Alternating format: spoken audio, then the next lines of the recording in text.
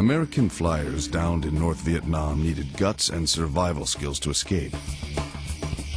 Outside help, as well as a strange kind of luck, were crucial to a keen golfer named Colonel Gene Hambleton. I started playing golf when I was about 35, never thinking it would do a thing for me. But golf, believe it or not, is the one thing that got me out of Vietnam. In 1972, Hambleton was a 53-year-old USAF intelligence officer.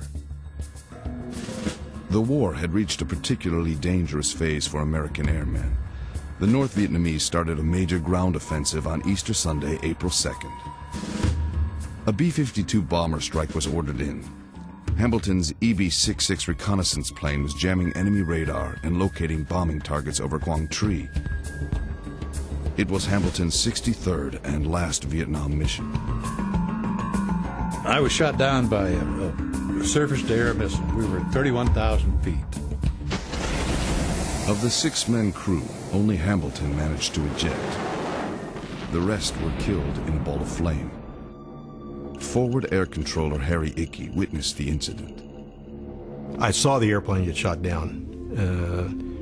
We were heading north from Da Nang. BAT21 Bravo was the only survivor from that aircraft. We then heard the beeper go off, indicating that he had a parachute and his beeper was going off. I shouldn't have opened my parachute and wasn't supposed to open it until 14,000 feet, but I'm a coward. I pulled the ripcord at about 29,000 feet, floated down, and 16 minutes later I was on the ground. The chance of escape for the 53-year-old colonel looked slim. You don't get to pick your survivors. He survived out of that crash, and he's a lucky man for it. Almost immediately when the squadron was notified that he'd gone down, they identified who he was, and the word was passed along that, hey, we have a gentleman here who's pretty senior.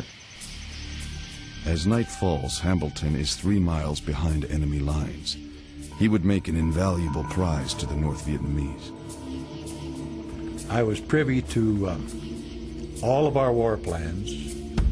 Now, the Air Force knew that. And I'm quite sure that they didn't want me to be caught and interrogated. The fate of BAT-21 Bravo is to become the stuff of legend, one of the most complicated and costly search and rescue missions of the entire war. It got dark. I picked up my gear and hightailed it up into the bushes. Got hidden pretty well, called a forward air controller, and he says, well, you just well get a good night's sleep. We'll pick you up in the morning. I did. The only thing, they didn't pick me up in the morning. Over the next 5 days, 3 major rescue attempts are launched. First, the 8th Cavalry dispatch helicopters of F Troop. 1 Huey is shot down, killing 3. Next, 2 Jolly Green Giants are badly damaged before yet another plane is down. The Air Force is desperate to get their man out. I don't think I could ever overstate the importance at that time in everyone's mind. When someone is down, everything stops, and the importance goes to the rescue and getting your fellow airmen out. On day 5, another Jolly Green Giant takes off escorted by 2 A-1 tank busters, known as Sandys. Intelligence suggests that they will have a clear run-in to pick up Hambleton.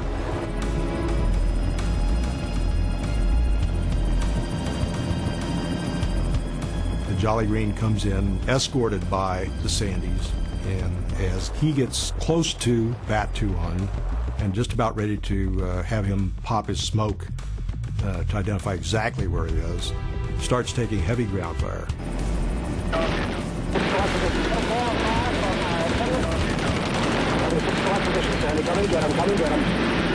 I saw him, picked him up, got on my radio, and I says, Jolly, turn. And about that time, They had flown over a fire base camp that we didn't know was there.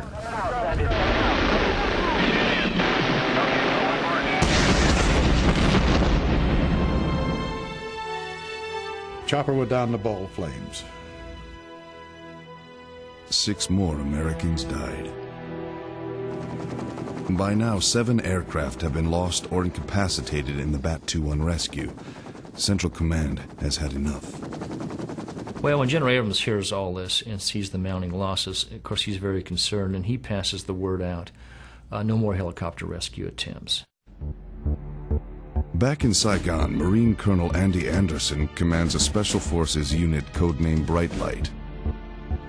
I have the feeling that they were about ready to give up on me until Colonel Anderson came on the scene. He walked into the briefing, and he still had his helmet, mud, everything. And he told these generals, he said, I understand you got a colonel up there you'd like to get out. They says, that's right. He said, well, tell me where he is. I'll go get him.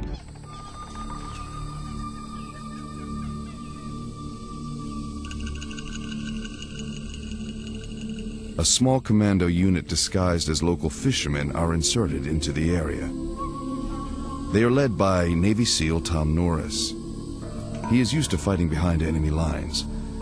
As a SEAL, he expects to be given a mission and then allowed to execute it his way. He was a headstrong guy and very forthright in his desire to want to rescue BAT21 Bravo. He was going to do what it took to do it. Norris is accompanied on the final advance by South Vietnamese Commando Nguyen Van Kiet. Their plan is to get to the river 3 miles from Hamilton's last position, and then either wait for him to reach them, or go upstream to get him. Back at HQ, an extraordinary scheme is being cooked up to communicate the plan to Hamilton. Flying his spotter plane, Harold Icky makes radio contact with BAT21 Bravo. You're very careful with what you're saying to the survivor on the ground because you don't want to give away to all those other people listening what your plans are. So we developed a makeshift code to direct BAT21 to the rescue site. Hamilton's friends are asked by HQ what he is passionate about. The answer is golf. So using golf terms and names only an American would know, Icky starts to explain the plan to a bemused Hamilton. He said, okay, we're going to play 18 holes of golf. Well, I almost went bonkers. I thought about it a minute, and I called him back and asked him what he was smoking or what he had been drinking the night before, and he says, no, this is for true, for real. Think about it. We're going to play 18 holes of golf. We're going to get you down to the Swanee. When you get to the Swanee, you make like Esther Williams and Charlie the Tuna. And then it dawned on me. Well, a golf hole is nothing but a distance and a direction. The Swanee is the river. You get to the river, Esther Williams, you're going to get across the river. Charlie the Tuna, you remember the commercials? Nobody catches Charlie. Well, the light finally come on. I called him and I says, I think I got it. We became aware that he was an avid golfer. We found out what his course was, I believe in Tucson, and which direction certain holes went. So we would use those movements on the golf course to direct him in the right direction. Hamilton has a photographic memory for the golf courses he has played. Once told which hole to play, he knows which direction to take to reach the river and his RV with Norris. Well, I started out, and Tucson National is 408 yards long, southeast. So I started stepping it off and going southeast, get down to what I thought is 408 yards. Icky watches his every move. An enemy radio operator would be totally confused. They knew that there's not a golf course in all of North Vietnam. That's what made the plan so cotton-picking good. I called forward air controller, told him, I says, I finished hole number 1. He gave me a number 5 at 385 yards straight east. The plan works. Icky moves Hambleton golf hole by golf hole near the river. Hambleton has been behind enemy lines for 11 days. The river used to be the front line. Now it is controlled by the enemy. When Hambleton eventually reaches the bank, he is exhausted. All he can do now is pray and wait for Norris to appear.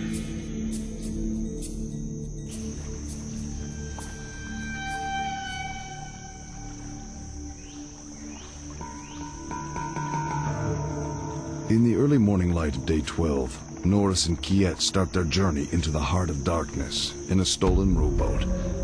Norris has been ordered not to endanger his own life by going past a certain bend in the river. It is an order he now decides to disregard. Tommy was going to go forth and get Hamilton, regardless of what it took. Having monitored the calls between Icky and Hambleton, Norris knows that BAT21 Bravo is too weak to move too far.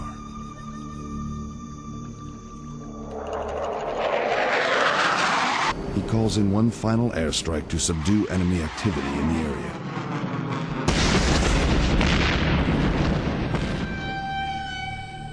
Hambleton watches the action from the riverbank. He is too weak to go any further. Norris has no choice but to continue upstream and hope he finds the 53-year-old colonel before the enemy.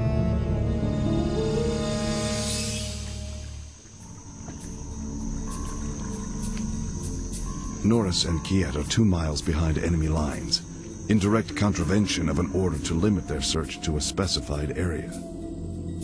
They are Hambleton's only chance of rescue and escape. I look back down the stream, and here's a little boat coming out from the same overhang that I'm crawling through. Well, this little boat kept moving, and I saw the most beautiful thing I've ever seen in my life. There was a gentleman in the back of that little boat with round eyes, and I knew he was an American, and it was Lieutenant Tom Norris.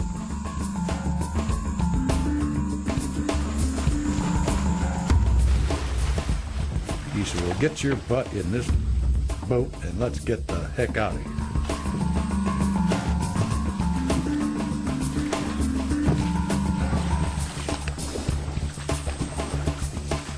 For Tom Norris and the Special Forces Unit Bright Light, this is a triumph of low-tech guile and high-risk bravado.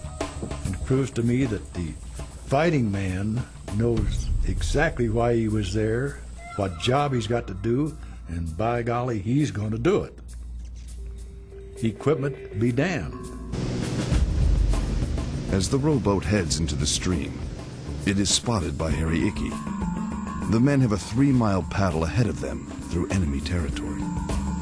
Kiet probably had the best set of eyes I've ever seen in my life. We're going down the river real slowly, and all at once he says, "Stop." Kiet sees an enemy gun emplacement. Flying above, Icky sees ground fire directed at the small craft. They started encountering a lot of ground fire as they came into their little base camp, and was able to put in a lot of, well, not a lot, several airstrikes to suppress that fire. The enemy machine gunners are quickly neutralized. After paddling for another hour, the 3 men reach safety. But the operation has cost 6 airplanes and the lives of 11 men. It was one hell of a price to pay for one life, but I was glad that they did it. Norris was awarded the Medal of Honor. When asked if he would repeat the mission, he replied, "An American was down in enemy territory. Of course I'd do it again." At age 80, Hambleton still plays a little golf. His handicap is 14, plus a few memories. When I started playing golf, I never ever thought it would be the reason that I would be able to stay alive. But it was, and I'm not going to quit. I'm still going to play it.